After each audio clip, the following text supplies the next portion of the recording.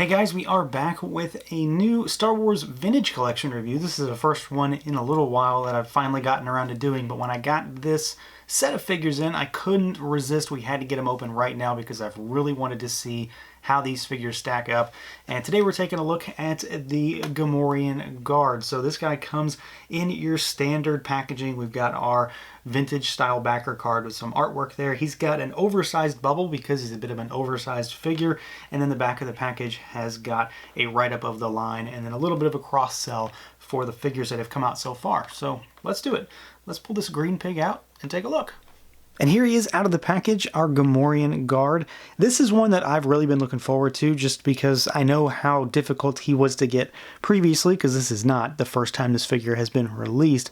And it's just a figure that I've really needed with the barge, with the Jabba playset that I have yet to open, and just a tremendous amount of Jabba-themed stuff that we've gotten. I definitely needed some more pigmen. And this guy's pretty cool. It definitely has some age about it in terms of articulation. There's definitely some limitations with this figure, but I think he looks pretty good. And really, at the end of the day, I just kind of need these guys to look slightly goofy, but also menacing. So as far as articulation goes, his head can look up, and I have a real problem keeping these helmets on. He can look up. He can look down just a little bit, and then he's on a ball, so it goes side to side and then full rotation. The arms can go out on this guy pretty good. They'll rotate at the shoulder. You've got a rotating single jointed elbow, about 90 degrees though, and then you've only got wrist swivels on this guy as well. He does have a waist twist, but that's also how the soft goods, the fur piece, are kept on the body, so it will provide some resistance. One of my other figures is having a really hard time moving, but this one seems to move pretty well. So he just swivels there. He only has swivels at the thighs. There's no real hinge here. He's just swiveling back and forth.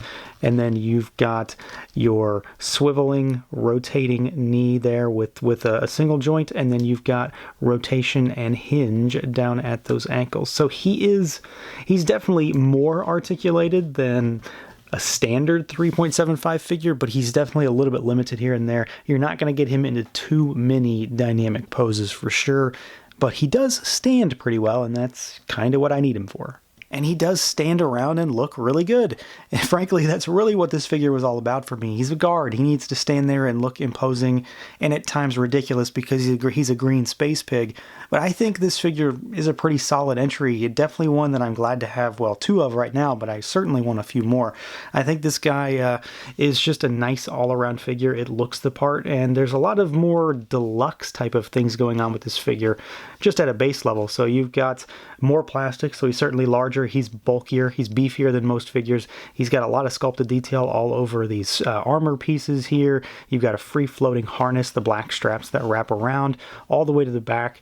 And then, of course, you've got soft goods on this guy. And he's got kind of, this, I'm not even sure how really to describe it, but it's like a fibery fur loincloth here. It's pretty decent for what it is. You will, if you play around with it too much, you are going to kind of rub some of it off or fleck it off a little bit. But if you kind of handle it well, this stuff works really nicely, and it definitely has that kind of bushy factor that you have from the movie. So I'm really, really happy with the way this turned out. Soft goods on 3 3/4 usually isn't the greatest, but I think they did a pretty solid job with this figure. And then you've got his fat, chunky legs down there, which have his kind of, Roman sandal look going on. So this figure really does a good job of just portraying a Gamorrean guard at this scale. There's a ton of detail, a lot of paint, some great free-floating pieces, and then of course you've got that huge soft goods.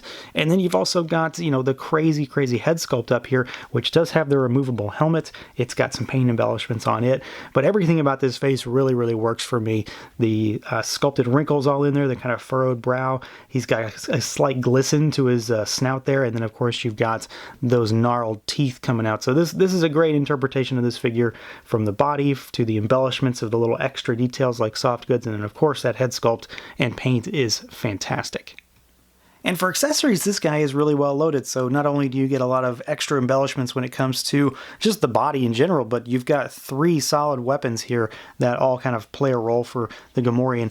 You've got the big pike here, which has the grip in the middle. There is some patinaed kind of paint wash on this guy, and a little bit of silver. What's interesting is that I know the finish on the original figure was a little different, a little dirtier, and something about this almost seems like this is translucent plastic that's been painted over, just based on its feel, and I can almost kind of see through it in some ways, so it seems to be a little bit of a dumbed down version in terms of what the original paint apps were.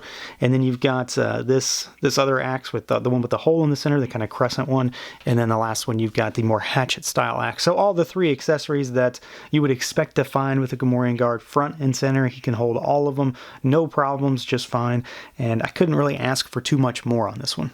So outside of the fact that this guy definitely has some limited articulation, I still really like him. For me, there's really nothing wrong with this figure in terms of, well, just about anything. It looks good, it moves around well, and it just needs to be imposing, and it needs to be able to stand in a group or stand against a wall. I really just needed a couple of fat pigmen to do exactly what a guard does, stand around, and they do that just fine, and they look good doing it. There's a lot of good sculpt here, a lot of good paint. The soft goods are fantastic, and who doesn't love Gamorrean guards? That's a must-have figure, and I'm really glad people have another crack at this guy, so I'd snatch him up in, pairs at the very least, if you are even remotely interested. So that's going to do it for this look at the Star Wars Vintage Collection Gamorrean Guard. Let me know what you guys think. Feel free to like, comment, subscribe, and share, and until next time.